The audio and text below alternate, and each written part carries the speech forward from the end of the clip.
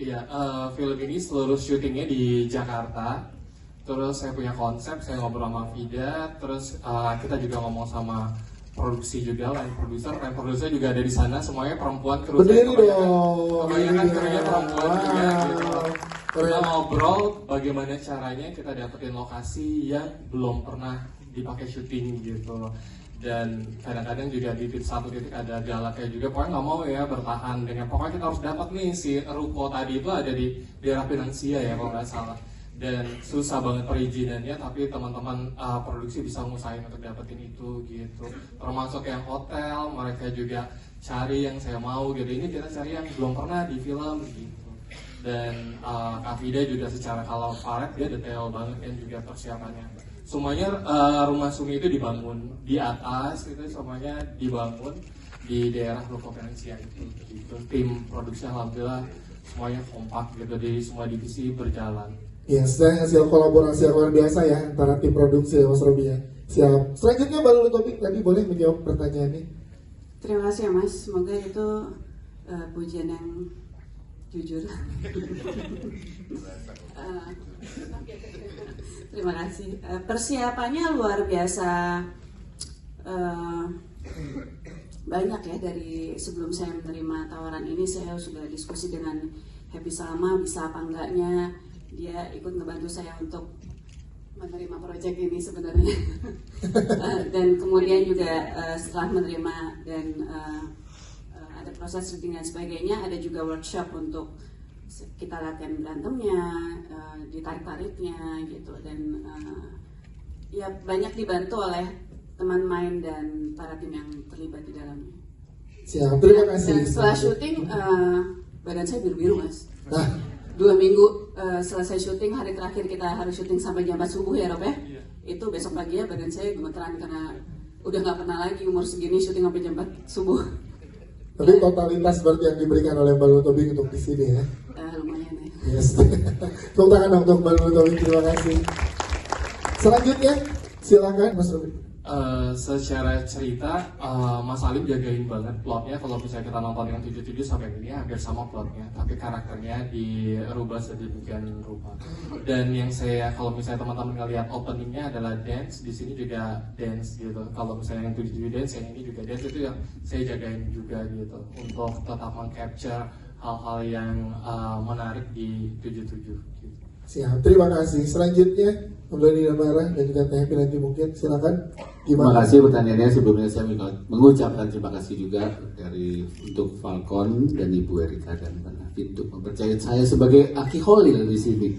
Saya harus berusaha bagaimana bermuka dua sebagai orang yang mempunyai, katakanlah bisa punya indera keenam atau supranatural, tapi juga butuh duit gitu loh. Itu yang harus saya deliver dengan baik gitu loh. Ketika berusaha mendekati Ibu Vivian, sumbang dong gue dong. Tapi juga pura-pura bisa. Kirim bukti transfer lagi ya. Kirim bukti transfer. Kalau masalah tadi yang ketika bermain dengan Mbak Happy, ya kita cuma janjian aja sih, dan geraknya gimana-gimana. Itu masalah nanti jurus yang dikeluarkan oleh Aki Kholil atau Mbah Dukun beda-beda ya, itu tergantung pendalaman bagaimana dia menerjemahkan tokoh Dukun Kholil, dan Ibu juga menerjemahkan Dukun Ibu. Yes, seperti banyak ngobrol dulu dengan Teh Happy ya Om Doni untuk karakter ini. Yes, dari Om Doni seperti itu. Kalau dari Teh Happy mau. dari Teh Happy gimana? Teh Happy silakan. Saya sih senang sekali ya, karena kita tuh melewati proses yang lumayan cukup panjang sebetulnya. Saya sama Mas Robi diskusi panjang, bahkan sama Lulu kita sama-sama ditawarin, kita juga diskusi gitu kayak apa yang menarik. Dan saya senangnya selama proses itu ada beberapa catatan-catatan, diberi ruang gitu untuk kita kayak sebagai aktor tuh kita tidak menganggap sutradara tuh kayak mandor gitu. Jadi kayak kita diberikan ruang untuk memberikan sidik jari di dalam peran tersebut. Itu menurut saya sangat menyenangkan, dan saya sangat percaya walaupun tadi kayak jungkalitan kita duet maut banget ya ketika berperang itu, sebetulnya tentu kita dijaga oleh tim-tim yang profesional, ada koreonya juga, kita latihan lumayan cukup intens. Walau pada akhirnya ketika di prakteknya kita berdua memang punya punya kedekatan yang cukup baik sehingga bisa memainkan dengan lentur lah saya rasa gitu. Cuman ya susah juga ya dukun, abis ini requestnya dukun tapi elegan. Ya, dukun ya. Tapi itu yang menarik kan gimana mencari sisi perempuan kan, kalau kayak menyihir itu harus terlihat menyeramkan atau ternyata bisa dikasih pilihan seperti ini. Terima kasih Pak penulis dan Mbak penulis Mas Alim dan Mbak Titin. Siap. Terima kasih tepuk tangan untuk Teh Happy dan juga Om Doni Damara. Selanjutnya, oke, Karissa gimana nih? Silakan Karissa. Terima kasih banyak untuk pertanyaannya. Gimana ya? Maafin aku ya. Caranya gimana ya? Keluarin sisi yang licik dan mungkin agak sensual dan sangat amat antusias, tapi caranya yang salah gitu. Berapa lama ngobrol sama sutradara untuk nge-build karakter yang kamu bikin ini? Lumayan lama banget. Dan dia Mas Robi spesifik banget dan gimana dia karakternya kayak tadi misalnya dukun tapi apa tadi? Dukun tapi elegan. Mas Robi banget pasti ya ngomongnya. Di sini juga ditolong dengan makeup dan rambut yang super wow, yang beda banget dengan aku aslinya. Jadi kayak itu menolong banget sih. Aku orangnya lebih visual gitu. Kayak itu menolong. Bagian mana yang paling susah dengan yang Karissa perankan di sini? Dari banyak part yang kamu dari mulai disakiti, akhirnya pelan-pelan malah menyakiti dan lain-lain.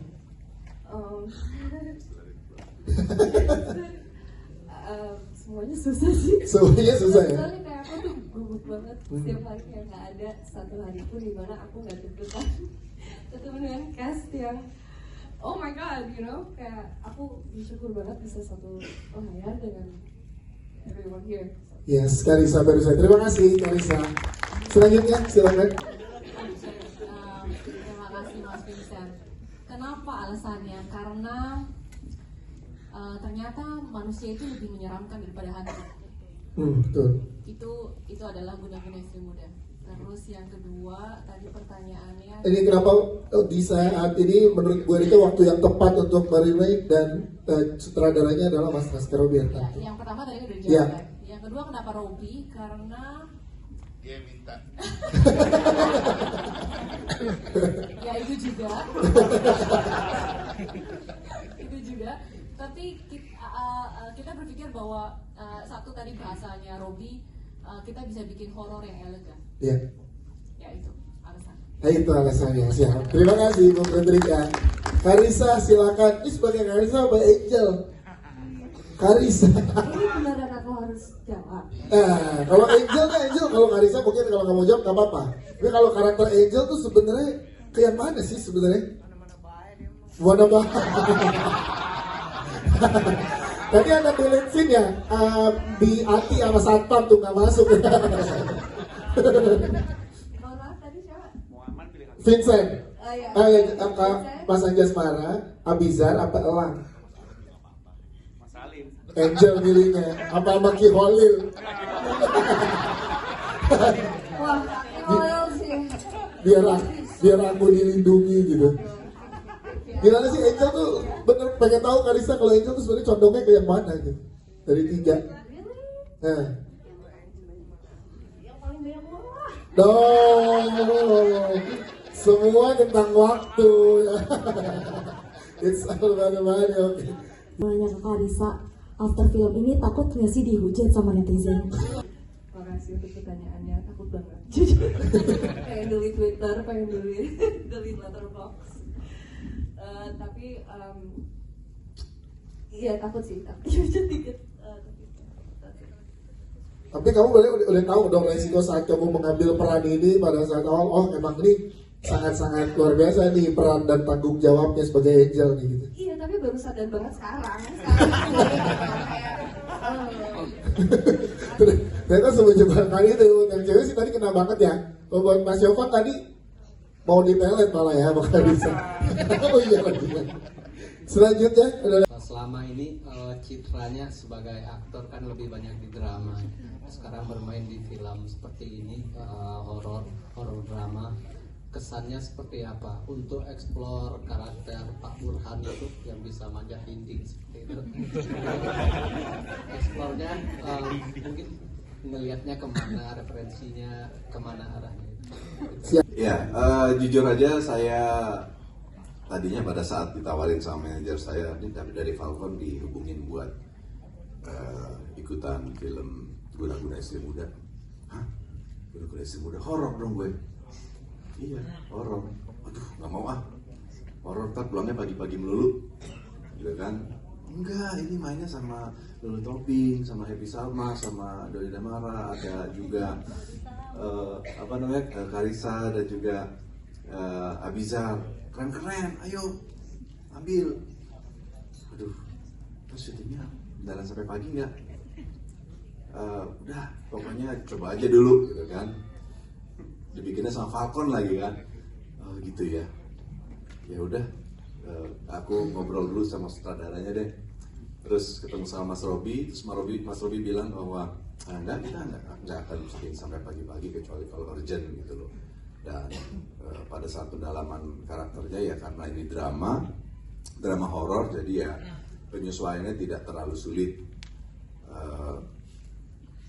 Belajar naik dinding cuma 2 kali, 3 kali.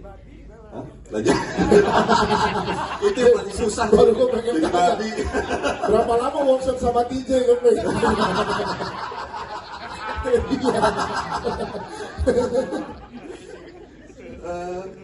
Ya nggak terlalu sulit sih. Terus kalau referensi sih Mas Robi nggak ngasih referensi kemana-mana, dia cuma bilang supaya main sejujur mungkin aja gitu. Ya alhamdulillah saya banyak dibantu sama sutradara terutama dan juga teman-teman pemain di sini yang bikin saya berusaha untuk sejujur mungkin untuk mainin perannya. Dan yang paling susah sebenarnya sih itu ya, punya istri 2. Ya, itu susah ternyata. Susah, walaupun kayaknya pengen gitu, tapi serem ya. Tapi serem gitu. Kalau istri muda gitu sih serem kan? Muda. Ya kalau enggak juga serem juga kali. Tapi next project Falcon akan ngajakin lagi dengan genre yang lebih beda lagi, tertarik ya Mas Anjasmara? Ya. Lebih menantang lagi? Enggak, ya kenapa enggak? Yes, tepuk tangan dong untuk Mas Anjasmara, terima kasih.